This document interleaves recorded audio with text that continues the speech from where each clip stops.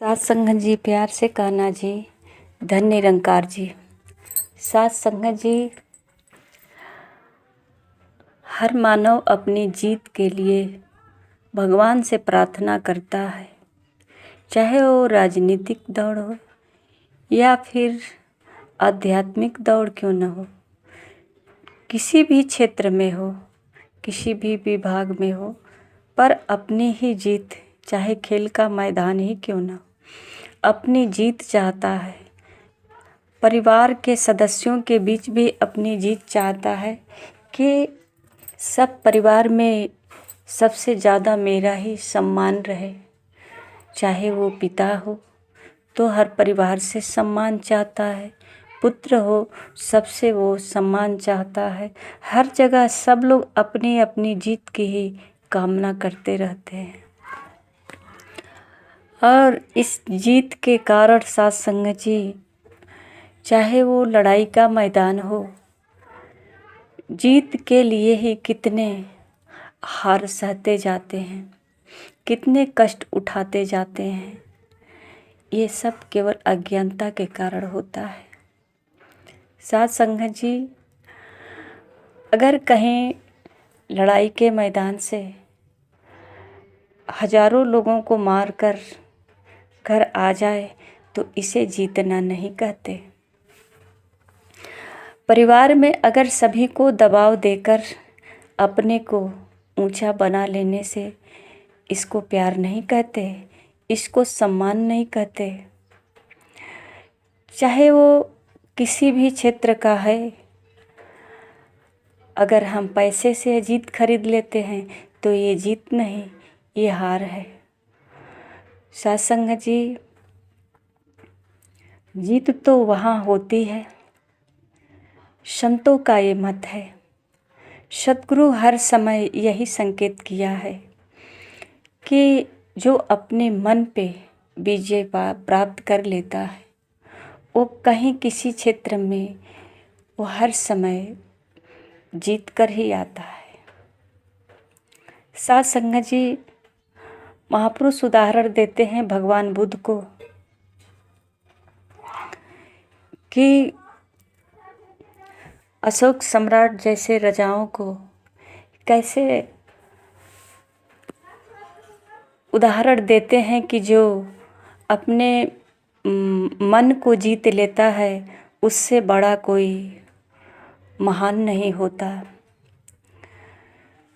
क्षेत्र में जिसको हम लड़ाइयों में हराने की बात करते हैं, हजारों की जान जाता है, खून खराबा होता है, कोई स्त्री विधवा होती है, कोई पुत्र जो है अनाथ होता है, हर तरफ तरह तरह हो जाता है, कोई रोता है, बिलखता है, तड़पता है। इसमें साथ संगत जी, जीत कहाँ होती है? जीत तो वहाँ होती जो किसी के माध्यम से, जहाँ की केवल खुशी ही खुशी हो। ऐसा केवल महात्मा ही करते हैं। भगवान बुद्ध ने सारे राजमहल को, वैभव को छोड़ करके साथ संगत जी जहाँ भी जाते हैं अपने शब्दों के द्वारा जीत कर ही आते हैं। चाहे अंगुलीमाल डाकू हो, चाहे सिकंदर हो या चाहे बुद्ध हो, सम्राट अशोक सम्राट हो, तमाम उदाहरण देते हैं महापुरुष कि भगवान बुद्ध ने कितने खूंखार डाकुओं को अपने शब्दों के द्वारा साथ संगत जी जीत लिए। उसको जो है अब सही राह दिखा दिए, उसके जीवन में हरियाली ला दिए, उसे अपने मानव होने का प्रमाण दिखा दिए। साथ संगत जी, महापुरुष ने इसको जीत कहते हैं कि जो अपने मन पे काबू पार लेता है, जो किसी औरों को खुशियाँ दे देता है, वही जीतता है। वास्तव में जीत उसी की ही होती है, जय जयकार उसी का ही होता है। साथ संगत जी, सद्गुरु आज जो है ज्ञान दे करके हर देश में घूम करके सद्गुरु माता सुदीक्षा जी महाराज सभी को निहाल कर रही हैं। साथ संगत जी उसकी मानवता का पहचान कर रही हैं, सबसे मिलवर्तन का पाठ पढ़ा रही हैं। साथ संगत जी कैसे किसी को खुशियाँ दे सकते हैं अगर ब्रह्म ज्ञान प्राप्त होने के बाद भी किसी को खुशी नहीं मिलती है। अगर हम कहते हैं कि गुरु का ज्ञान प्राप्त कर लिए, गुरु से स्वयं का बोध कर लिए, परमात्मा को जान लिए और सत्संग जी कर्म वही जो ज्ञान से पहले था, जो अन्य संसार में लोगों के संग करते आ रहे थे, अगर वही संस्कार है तो ज्ञान सत्संग जी कोई मायने नहीं होता। ये सतगुरु जो है ज्ञान देकर कहते हैं कि जिसके अंदर ये परोपकार का भाव हो जाए, सत्संग जी ये ज्ञान अधूरा होने के कारण ये परोपकार का भाव नहीं होता, मिलवर्तन का भाव नहीं होता, क्योंकि सतगुरु तो ज्ञान दिया तो सत्संग जी कड़ में परमात्मा का साक्षात्कार कराया। सब में तू ही निरंकार, तू ही निरंकार, हर समय एक सब में समाया हुआ निराकार परमात्मा का साक्षात्कार कराया। तो सत्संग जी अगर ऐसा एहसास नहीं होता तो शायद ज्ञान समझ नहीं आया। अगर ये ज्ञान समझ में जब आ जाता है तो सत्संग जी मानव कहीं भी होता है, उसे हर समय मानव को इंसान बनने की बात कही जाती है तो उसके अंदर इंसानी गुण हो जाता है। गुरु ज्ञान के बाद इंसानी गुण उसके अंदर आ जाता है। संत महापुरुष कहते हैं कि कुछ भी बनो मुबारक है, पर पहले इंसान बनो। तो सत्संग जी ये गुरु के ज्ञान से इंसान बनने की कला सिखाई जाती है, किस तरह से इंसान बनते हैं, इंसान के क्या क्या गुण होते हैं, इंसान की भावना कैसी होती है, इंसान किस में अपनी जीत महसूस करता है, किसी को रुलाकर, किसी से बदला लेकर, या किसी के आगे हार मान करके, या किसी को बदल करके। सत्संग जी संतों का मत होता है कि बदला नहीं, बदलाव चाहते हैं। ये सभी प्राणियों में सत्संग जी केवल अपना संस्कार भरना चाहते हैं। सत्संग जी ये आए ही धरती पे इसीलिए होते हैं, किसी से बदला लेने नहीं आते। कितना बदला लेंगे, ये पूरे संसार ही अगर देखा जाए तो सब एक मति से तो नहीं है, सबकी मति अलग अलग है।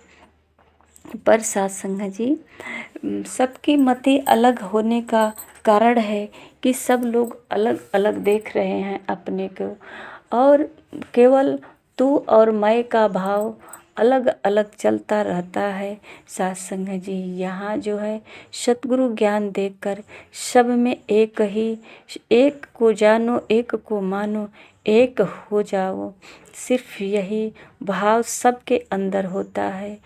तो सत्संग जी जैसा कि महापुरुष कहते हैं ना कि जिधर देखता हूँ उधर तू ही तू है, तो हर समय जो है जिधर देखते हैं उधर एक ही परमात्मा दिखता है, जिसमें देखते हैं सब में एक ही परमात्मा दिखता है। और सत्संग जी जब स्वयं की बोध होती है तो देखते हैं कि परमात्मा का ही अंश है, परमात्मा से अलग नहीं हैं, परमात्मा से मिले जुले हैं। तो सत्संग जी जब परमात्मा से मिले हैं, परमात्मा से अलग नहीं हैं और परमात्मा सब में है, तो फिर दूरियां किसी से किसी का नहीं है, सब एक ही हैं। ऐसा जब सत्संग जी ज्ञान होता है, पहचान होता है, तो अब कोई किसी को नीचा नहीं दिखाता, कोई किसी से नफरत नहीं करता, कोई किसी से तकरार नहीं करता। ये प्यार स्वतः जो है सत्संग जी सबके लिए होता है। जैसे सत्संग जी किसान खेत में पौधा लगाता है तो अनेकों बीज डालता है, और सत्संग जी कि खेत में अनेकों बीज डालकर पानी डालता है। सब बीज एक साथ जो है अंकुरित होता है और पौधा रूप में विकसित होकर के ऊपर फूल फल जो है सब में लगता है। वो तो सबकी सिंचाई निराई गुड़ाई एक साथ करता है। तो सत्संग जी ये परमात्मा जिस तरह से जल सबके अंदर समान रूप से सभी बीजों के पास पहुंचता है, उसी प्रकार सत्संग जी ये परमात्मा सब में एक समान होते हैं।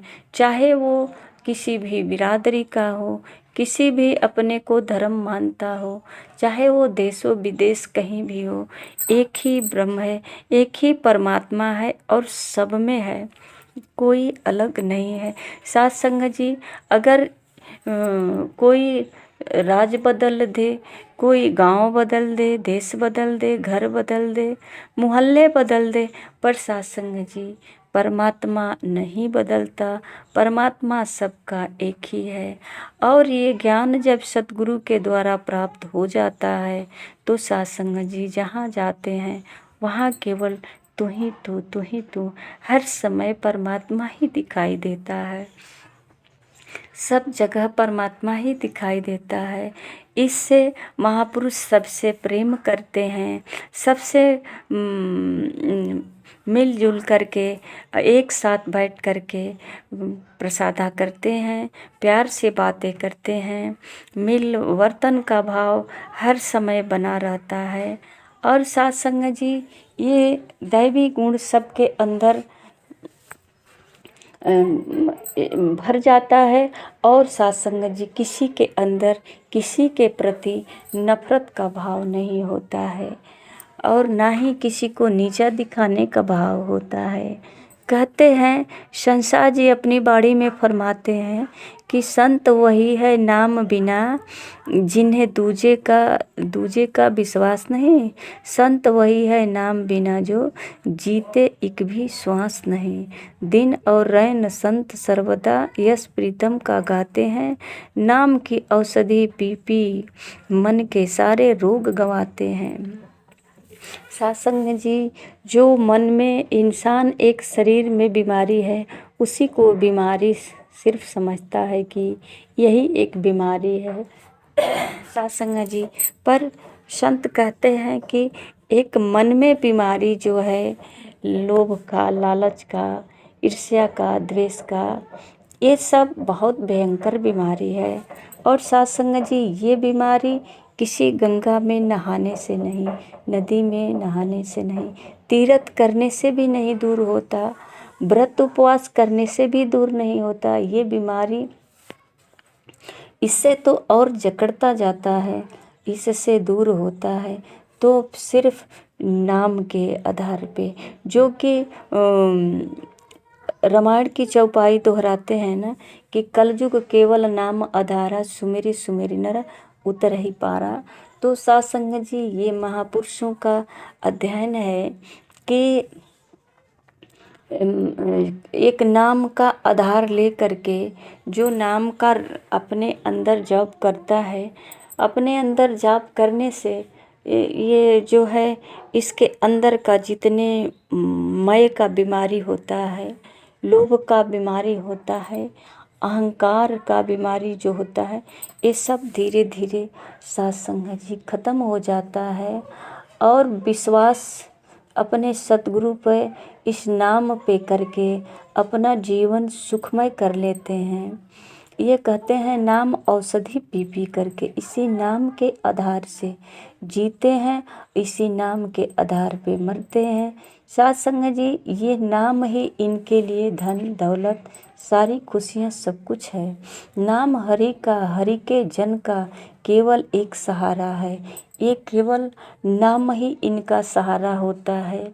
जैसे मानो कि साधु महात्मा जो है राम नाम का नाम को जो है अपने चद्दर के ऊपर लिखवा लेते हैं और ओढ़ लेते हैं उसको, कि कोई अपने माथे पे राम नाम लिखवा लेता है। साध संगत जी ये केवल ये बताते हैं कि मैंने राम नाम का चादर डाल लिया है, मेरे रोम रोम में राम नाम का आधार चल रहा है, राम नाम का धारा चल रहा है। अब मैं राम नाम से परे नहीं, अलग नहीं है। पर साध संगत जी अगर इस चद्दर को हटाकर देखा जाए, ये जो माथे पर लिखा है इसको मिटा कर देखा जाए कि अंदर मन में किसका नाम है, तो कई साध संगत जी कहते हैं कि उठत बैठत सोवत जागत नाम गुरु का प्यारा है, संत हरि के इस जग अंदर सबसे अच्छे रहते हैं, अवतार गुरु के शरण में आके शुभ करते शुभ कहते हैं। जिसके भावना शुभ हो, जिसका हर समय सबकी भलाई के लिए भावना हो, सब में एक रस, सब में परमात्मा को एहसास करके अपने अंदर जो भाव इंसानियत का है, जो परोपकार का है, दया का है, महापुरुषों ने जैसे कहा दया धर्म का मूल है। तो साध संगत जी यहाँ धर्म कुछ और ही मानकर लड़ाई झगड़ा चलती है, पर साध संगत जी संतों का मत है कि दया धर्म का मूल है, दया धर्म है। इंसान का अगर कोई धर्म है तो वो दया है, मानवता है। जिसके अंदर मानवता है, धर्म दया है, वही धार्मिक है।